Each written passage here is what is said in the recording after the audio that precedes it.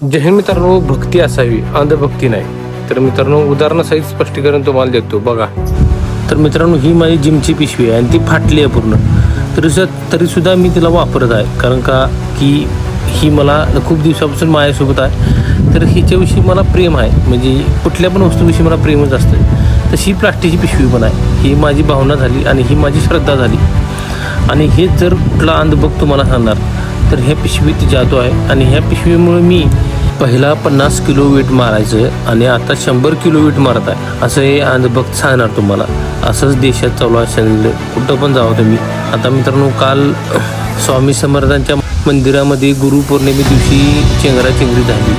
आणि मित्रांनो, वारीत पण परवा दिवशी रिंगणात बसलेली वारकरी, त्यांच्या अगोदर दुसरी वारकरी येऊन VIP वारकरी येऊन दर्शन घेत आहेत. म्हणजे काय चालू आहे, अंधभक्त काय कळत नाही अंधभक्त असते.